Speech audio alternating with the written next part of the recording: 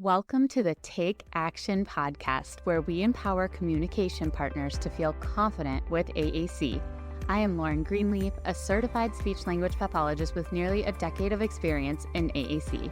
Join us weekly as we dive into all of the aspects of AAC and hear from communication partners just like you who are successfully integrating AAC into their daily lives. Whether you are an SLP, a parent, an educator, or any other communication partner, you are absolutely in the right place if you are ready to take actionable steps towards AAC success today. Hello, everyone, and welcome back to another episode of the Take Action podcast. This week, I am here with Laura, who is an SLP, and we are going to be talking all about stimming on an AAC device. So, Laura, welcome to the show. Thanks, Lauren. I'm super excited to be here. I'm really excited to chat with you. You and I have chatted many a times before, but I'm happy to finally do it on the podcast and about a topic that I know a lot of people are interested in and have a lot of questions about. So before we dive into that piece, why don't you tell us a little bit about yourself as an SLP and your journey with AAC? Sure. Happy to. I always tell people that I started my journey as an SLP before I even knew what an SLP was. I had a sister who had complex communication needs from the very beginning. She wasn't born with them. She developed epilepsy as an infant. But I was her younger sister. So I always knew her as my older sister who had this condition that resulted in speech, but speech that was not easily understood by other people. So I was often the one interpreting it, often the one trying to help her. I remember trying to teach her how to read, all of these things that you just kind of naturally do as us type A SLPs that naturally fall into this role of wanting to help. And so I did my undergrad at a little school called Truman State here in Missouri, up in Kirksville. It's a very, very cold place and very small. It had pretty much just a Waffle House and a Walmart. And then I did that for 4 years and I said, I need something a little bigger. So I went to Columbia here in Missouri and I did my master's at Mizzou, which then led me into a really great program that they offer there called the TIPS program. It's an interdisciplinary program where you get to collaborate with social workers and psychologists and OTs, PTs, and speechies. We all worked together in that grad program. So that kind of naturally led me into a children's hospital here in St. Louis. I was like, I'm going to work there. That's my whole goal is I'm going to do pediatrics, hospital setting. I'm never going to work in a school. And now I work at a school. So I always never say never. So I worked there and I still do some PRN work there as well. But my journey there, I just started naturally gravitating towards autistic patients. I really felt a kindred spirit with them. I felt like I was kind of unlocking and helping them get to language. And I don't know why. It's just you naturally get pulled to things. So I also I was like, I'm not going to work with AAC. It's bulky. I don't quite understand it. Like many people, I had one class in grad school where they just kind of showed us all the stuff. And I was like, oh, that's a lot. And I'm not going to age myself completely, but it was when things were doorstops and very bulky and the laptop really hadn't quite even gotten there yet. Right. There was no MacBook. So then I was at the hospital and I just kept getting all these kids that either didn't quite get to fluent language or they had a device already, and I was trying my best to support them. So gradually over time, I became part of the AAC team there at the hospital. Okay. And then there was an opening we have a very large school district here in St. Louis, and so they had an opening as a facilitator, and I threw my name in, and it just worked out to start supporting kids there. So now I am a facilitator there. I support a very large caseload. I over 200, we'll just put that number out there for right now. I support a very large caseload, but it means that I get to educate teams and families on a regular basis on how we can support AAC users, and it's just a big passion. And then, during COVID, I think like you and many of us, I was just feeling like I wasn't having the reach that I wanted. So that's when I started an Instagram account called AAC Innovations so that I could help people that didn't have access to a facilitator, didn't have access to resources. And so that's kind of where I landed now, is just trying to help kids that don't have voices, families that need supports. Yeah. Oh my goodness, I love it. I love the journey through all of it. I think it's very powerful to be out there spreading AAC, like us Instagram accounts out there sharing a lot of knowledge and sharing a lot of information and being like in a facilitator role, but not having come out of school saying like, this is what I'll do. I get that question so much, like, oh, I wanna do AAC, but like I can't, or how do I get to where you guys are? And you're already getting to where we are. Like, you're just going along with the process. Because I learned almost everything I know from practicing in a really large school district with an amazing mentor. And like you, I was very set. I was gonna work in a pediatric hospital. Like, this is what I want. And then when I went to like apply for it, the hours, I was like, maybe that's not what I want. I want to have a kid in like a year. So I went school-based too. But I really think it's cool too, because you have a lot of collaboration under your belt, and even like facilitated collaboration, like that program in grad school was very much dedicated to that collaboration piece. And I feel like that's one of those other aspects of our field that we just don't get a lot of practice with. We don't get any education. There's no book education on like how to be a good coach, how to help adults learn. And so I've tried to do a lot of sidebar professional development. I mean, we really need more of it in our field. Jill Center and Matt Bod have a really great coaching program that I ended up doing some research based off of, because it's so helpful to understand how adults learn. Because you can't just go in and be like, this is what you need to do, and like, you're doing it all wrong. And I think sometimes Instagram can even come across that way, right? Like, the things that get the most hits are like, oh, here are the red flags, here are the things you're doing wrong. But it's not about that. It's about, how can we support you where you're at now and take the next step? You don't have to have it all planned out, like you said. Even if you're a student, even if you're a parent and you're like, this seems so overwhelming. It is. You just got to take the next step. And what is that next step? And so understanding as a coach, here's where you're at, here's your next step, and giving it in small, doable, actionable items is the way that I like to approach it. Yeah, we have a very similar approach for sure. And I feel like even the more I've grown in this profession and the more I've seen in this profession, it kind of shaped that philosophy. Because I do feel like you leave grad school like, you guys are the ones who have to know everything, and you got to tell everybody else what they're supposed to do.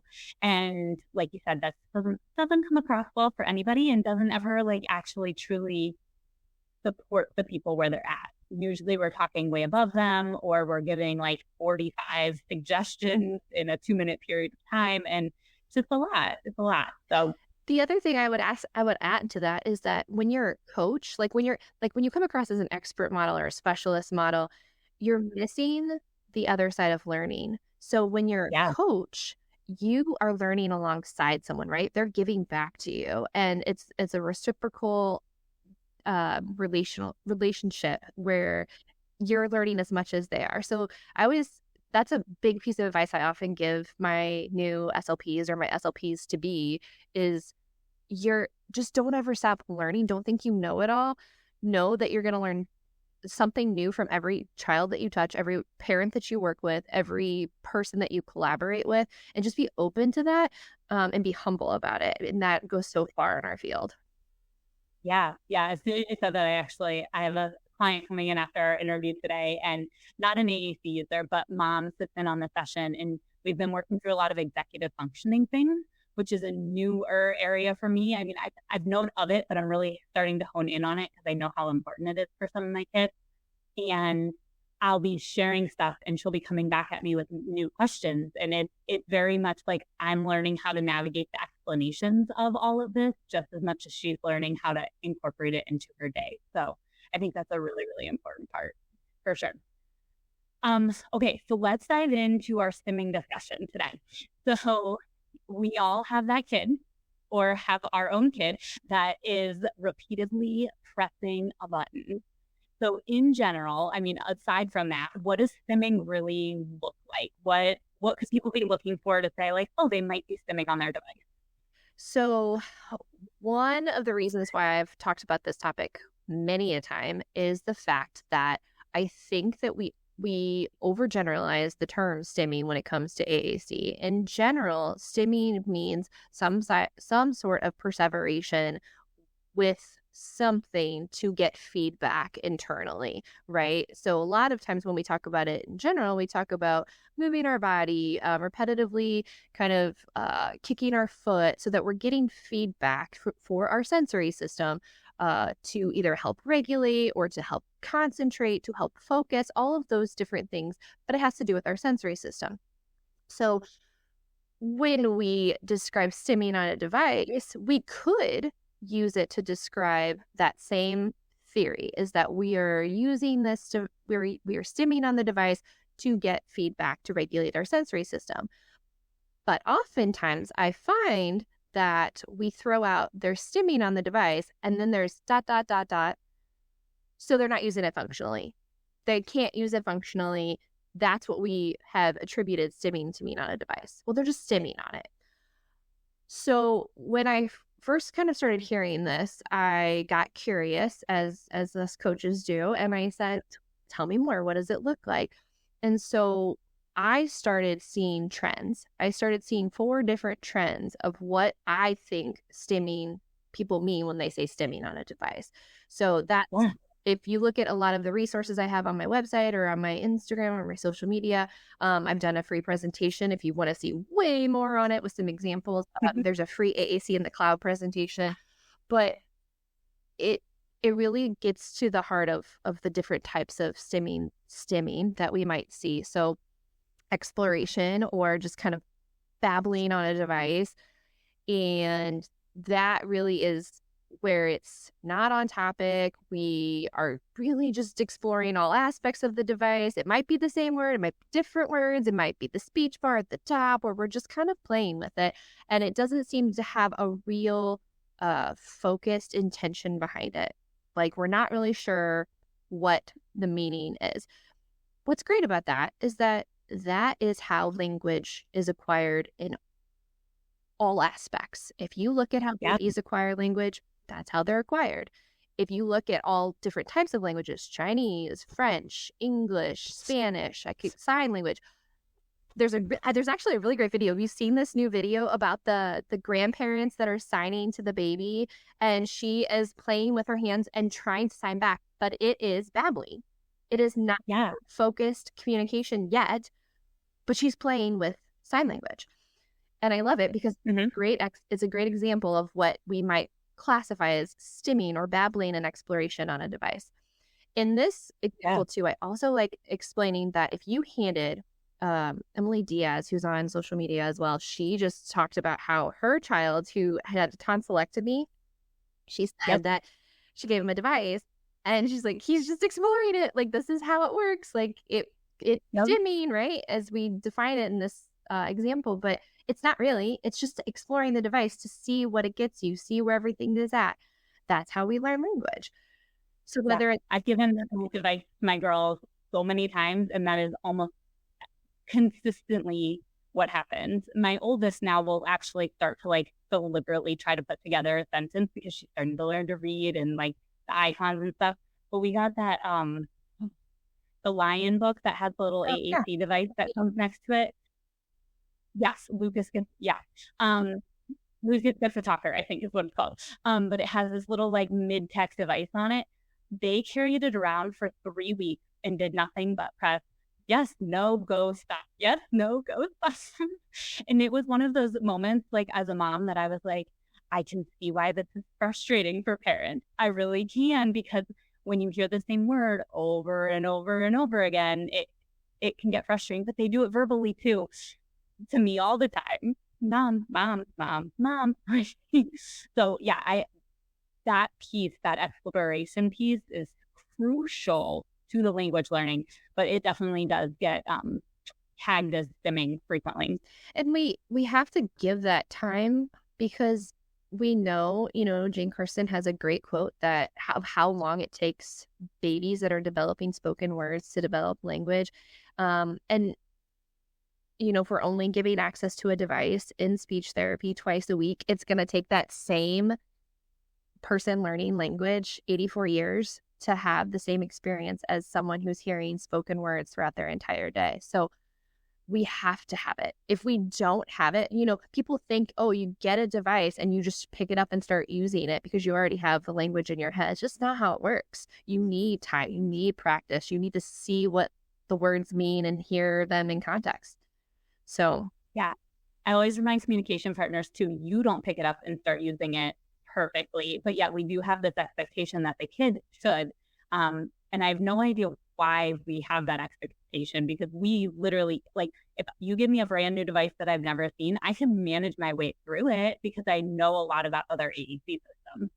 If I've never seen, if you put something like Spanish in front of me today, like, it would take me a really long time to navigate through that because I haven't touched it for 20 years.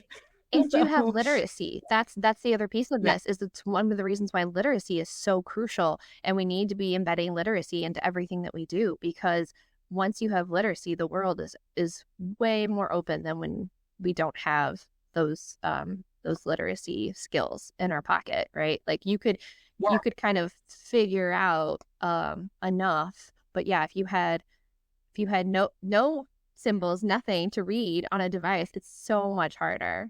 So much harder. Absolutely.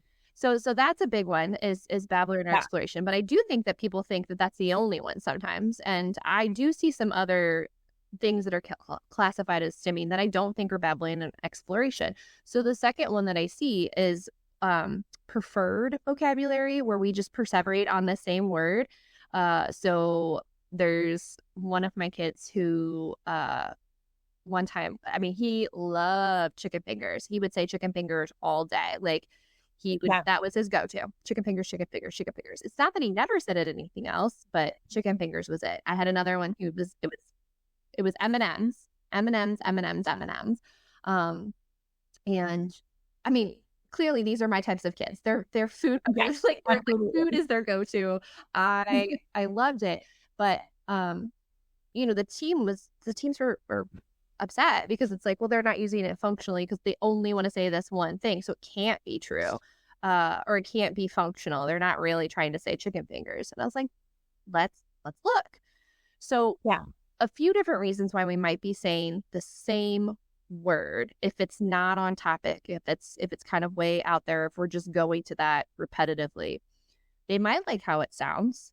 So that might be a reason that they are playing with the sounds and they really like how that sounds. They also may really just like that topic, whether it be animal sounds or food, or they know it gets your goat. Like I've had kids do that where they know it gets your goat whenever they say something perseveratively. And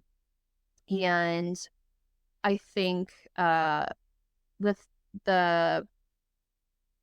was one more reason and I just lost it, but like basically there is still a reason why they're going to those that word. They might even be exploring it in different topics. That's where I was going. So like, what does chicken fingers get when I say it over here? What does giraffe say if I say it over here? Like, what is somebody gonna say if I say this word now versus when I said it 3 minutes ago? And I think it's really important. Oh, and the other reason why I see it a lot is sometimes, and we know this is true with autistic individuals, they have a higher correlation to what we would call apraxia, where their motor movements aren't consistent with what they are trying to say or thinking they want their body to do. And so if we are dyspraxic and we have an overgeneralized motor pattern to the word giraffe, because that's our go-to, it's our favorite one, goldfish crackers, right? Like I have said goldfish crackers because we're talking about goldfish crackers and snack time. I've got that motor plan down. Well, now we've moved on and I want to say Daniel Tiger because that's my new jam, but I've overgeneralized and my body isn't doing what I want it to do. I might still say goldfish crackers. And so one of the things you might look for there is, are you giving them what they want and they're still frustrated? You might be someone who's dyspraxic and have some overgeneralized motor patterns there. So that could be a few reasons. I think that one's really important because I don't think that we always notice that one as often because we're like, oh, they're saying goldfish again. Oh, they're saying, I have a kid who specifically learned a lot of core words. His school-based situation was he pretty much can do want, more, and all done without really thinking too much about it. I mean, it really has become this motor plan for him. And Mom was actually describing a situation that happened over the summer where he said like 4 different words on the device and then went in and said, stop. Still very clearly frustrated that he couldn't tell you what he actually wanted. And I think that is how it really came across. Like those motor plans were so ingrained.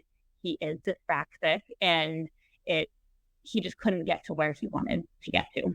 Yeah, it's funny you say that. So I was giving a lot of topic-specific word examples, but I see it a lot with core vocabulary, a lot. And core vocabulary is tricky because it is something that is more generalized and doesn't give us the immediate gratification of understanding exactly what the context means, right? Like go could be go in a car, go could mean turn something on, go could be movement, right? And so we're still guessing if someone tells us go versus if we say giraffe, I have an image in my head.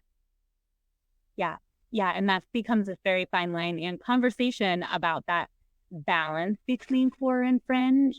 I put something out I don't know, a little while ago at this point about the fact that we really do have to have both. And a lot of our early kids using AAC benefit a lot more from those fringe words because they are so concrete. Not saying that you can't do core, because you absolutely can, and there's a lot of power to it. But I think you do see different stimming situations in a sense with core and fringe. I had a kid who used to. It really did appear very exploratory and it appeared very, what's the right word I'm looking for? Like he liked the sound of it, I think, because his word would change every couple of weeks. But it was like Martin Luther King Jr. Day on his touch chat. For whatever reason, it was like September and it was Martin Luther King Jr. Day. But often what I see is kids filling up their whole message bar before it's even like played out the word. Is that something you see a lot too? Yeah. So let's jump into the third one because this kind of lends itself to something that I see often with what I would call Gestalt language processors. And I know you and I have had many a conversation about what is a Gestalt language processor. It goes a little bit beyond the scope of our topic today because we could talk about it over drinks and coffee and happy hour, all the things, because it's that in depth. So definitely, I don't know if in the show notes you want to put other resources to GLP supports, because I think it is relevant in the sense that for kids who fill up their message bar at the top and then just like listen to it to see what it gets them, that is one of those nuanced things that makes me go, I bet, I wonder, I think we might be dealing with a Gestalt language processor. Here's why. If you sequence messages at the bottom, there is not a lot of fluency with that. There's not a lot of prosody. There is not a lot of intonation. It is very choppy. However, once we add it to the message bar at the top, that little speech bar, message window, there's a lot of different names we have for it, that prosody changes. It becomes a little more fluid. And it changes even within the different words that you're using, right? In the speech world, we call it co-articulation. We call it prosody, right? The melody of it changes. And we know Gestalt language processors, that is what they're tuning into. They're tuning into the soundtrack. They're seeing how that fluidity works in the world. They're not as focused on the content of the word itself in early stages. So for kids who are putting that up in the message bar, that's a sign to me. Or let's say they're scripting with their device. They're going to the same. I had a kid one time who did Twinkle, Twinkle, Little Star over and over again. And that told me, and and when I say she put the whole song. First, she was sequencing the words through the symbols, and then she started learning on her own the keyboard and started scripting within the keyboard.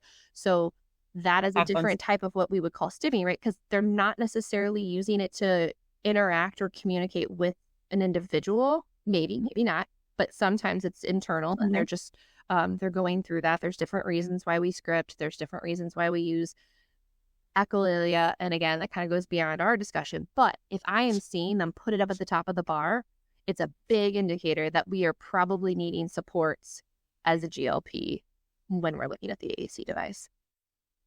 Yeah, and I think that intonation piece is that key right there, right? Like that's, again, beyond the scope of this discussion, but that intonation piece is your kind of key into the GLP world, or even just like your key into that intonation piece. Like they like the sing-songiness, they like the way language flows. And the reality is an AAC system is very robotic, despite how much better the voices are than when you and I started. But like you said, when you put one word into that message bar at a time, it doesn't have any intonation to it at all, unless you happen to be using voice smileys, and there's only so many words that do that. So that makes a lot of sense. Okay, is there a fourth one? Yeah, so the fourth one, we touched on it a little bit, but just in the sense that sometimes it truly is about regulation. Sometimes it really is about like, I need to hear this or I need to see this, and I'm getting that feedback from my sensory system. So that is, to me, the true definition of stimming. It's a reaction to get something for our body to help with regulation. And not to say even that, you know, I think people, when they talk about that with devices, they're like, oh, it's so atypical. They're not using it functionally or purposefully. Like, let's pull it back because it's just dysregulating them. It's actually not. It's helping regulate. So when we look at that, if we think they're stimming on their device for regulation, I know we're going to talk about like what we should be doing. Yeah. But to me, it's not about pulling back access to communication. It's about identifying that they have a regulation need that's not being met in an alternative way. How can we meet that need while still giving them access to communication? Yeah, that makes a lot of sense. And I've seen a couple of situations, not necessarily that I've worked with personally, but people have come to me and asked questions about where they do say their system regulates the kid, but then also does dysregulate them. Like they hit that max on that regulation standpoint. Is that something you've seen in your practice?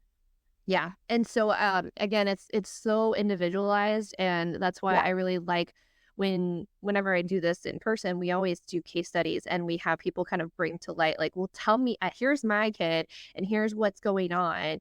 And so then we work through, okay, again, it's not like they're only going to babble and explore, right? We use all of these at different times. But we have to get curious about, well, why do we think they're doing that in this situation? So sometimes it's about if we're seeing them regulate but also dysregulate, it's about finding that balance of what is in their best moment, what is regulating to them, and then in their best, what can you do to support them? Whether it's modeling on the device, whether it's modeling on a separate device, whether it's using light tech supports. And then the same goes for when they are very dysregulated by the device. Not to say that we lose access to communication, but maybe then we need some light tech backups. We need a sensory support diet in place with our OTs. I love my OT friends. Or my honorary OT friends, right? I have some of the best special educators that like have the best minds in thinking about creative ways to help with regulation. Because if we can't regulate, we can't learn. If we can't regulate, we can't communicate. So of course, like if we think it through, of course we're going to regulate on a device because we're going to find any way that we need to regulate. And then if we think about the act of communicating, if we're taxing our system at all, that can be dysregulating. Yep. So what do we have in place? Well, and I think too, the system regulation piece, keeping your system available at all times, makes it a system that can regulate me at all times, right? And that is not for anybody listening to take that like, oh, then maybe we shouldn't have it all the time. No.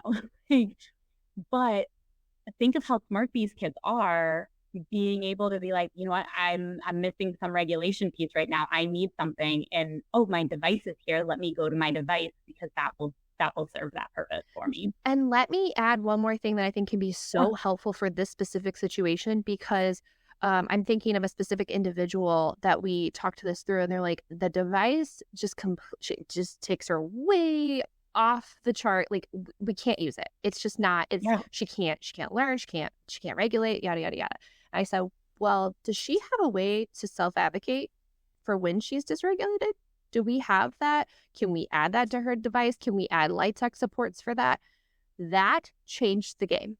That completely changed the game. She was able to access it. She was able to self-advocate. She was able to kind of preemptively tell them when things were getting to that point. And they were also modeling it, right? Like, if we're good communication partners, we're saying, I see your body is feeling a little escalated right now. Like, it's running a little fast. Maybe we need to take a break. I need a break, right? I think that can make such a difference.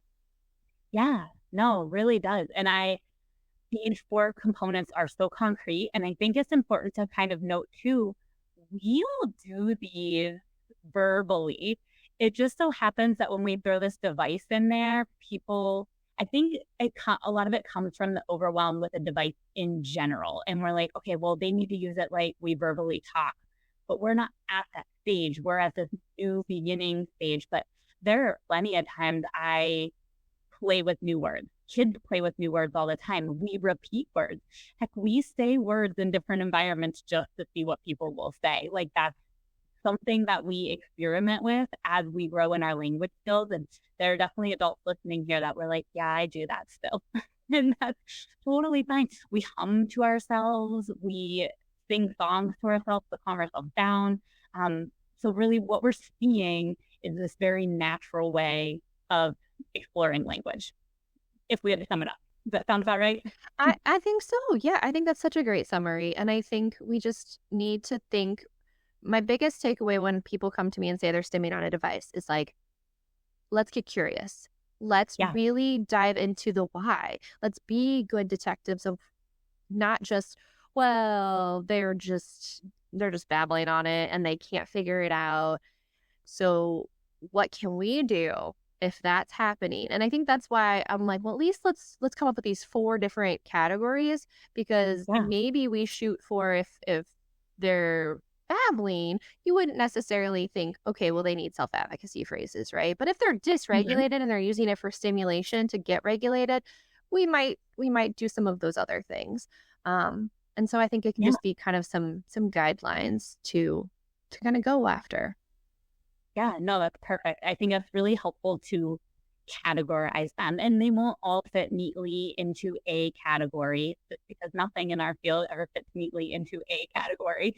But it's a really good starting point, like you said, to get curious. So on that note, let's do you want to walk through all 4 and give like 1 or 2 strategies to support each? Yeah, sure. So let's go back to babbling, because I think that that's probably the one that a lot of people will have ideas for. But if you don't, I think the first thing is that, whether it be a new device that you're just trialing for the first time, or whether it be, something that you're coming back to, or something you've had for a while, when you're seeing a lot of babbling and exploration, I think the clear models within motivating to the individual, the AAC user, not about you, right? Like, we're going to follow their lead and give them models without demands.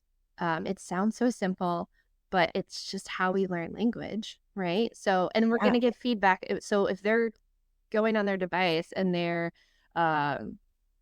saying fireworks, I'm going to try to find a way to incorporate fireworks into what we're doing in the here and the now. Or I'm going to pull up a video of fireworks and show them this is what fireworks are. So I'm following their lead. I'm giving natural models without demands. I'm not saying no fireworks. We're not talking about fireworks. We're talking about Mo the Frog. Like, we're not talking about fireworks right now. We are going to talk about fireworks. And then maybe I start to incorporate some more core vocabulary, like, ooh, red firework, blue firework, right?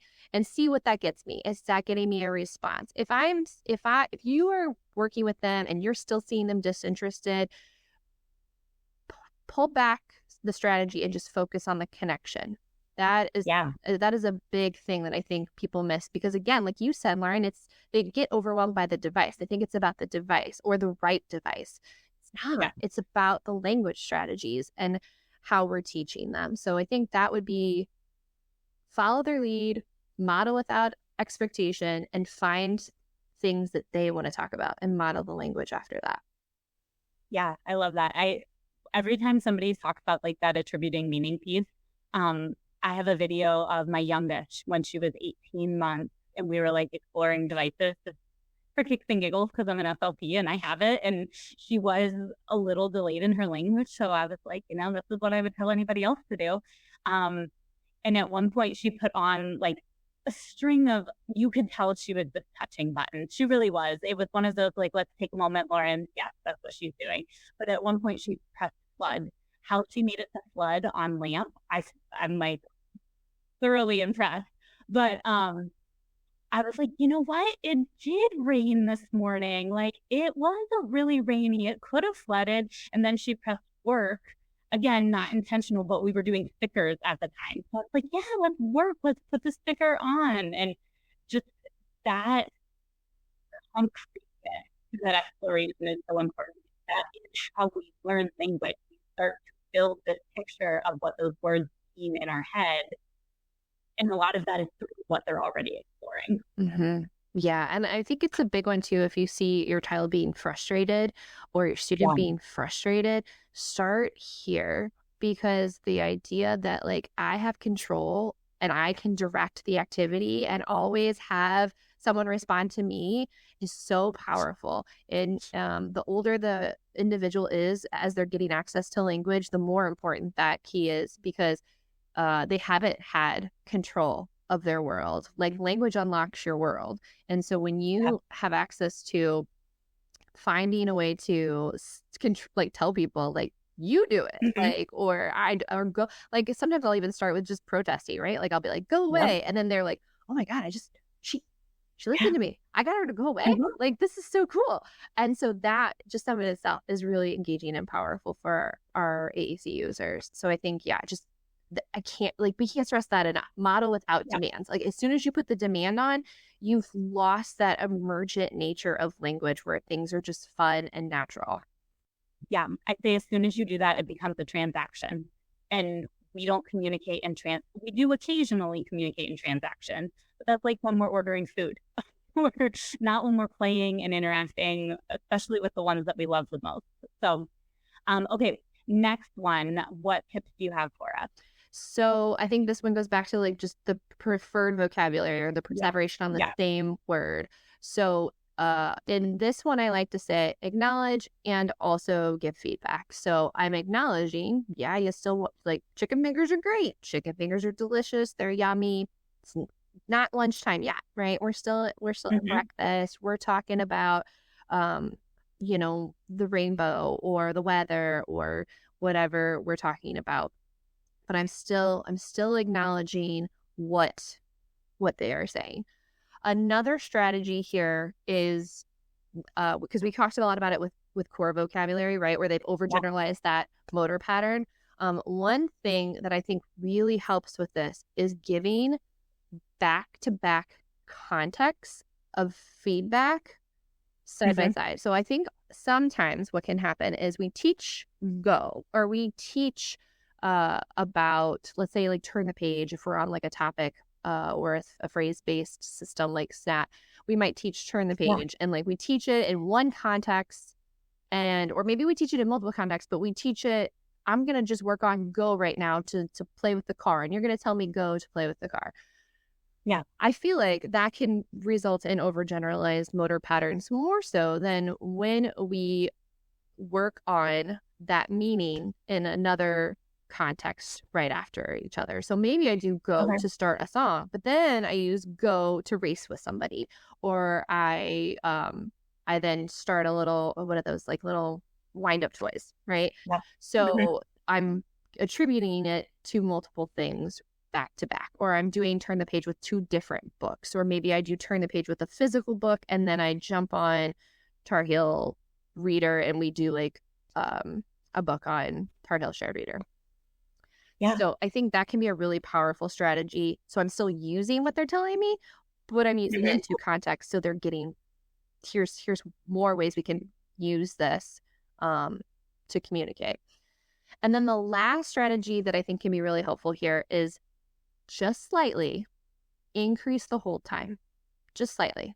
It doesn't have to be a lot. It's a setting on most AAC systems that allows you to have to press the button, or if it's a release time, it would increase the amount of time between the next button you push.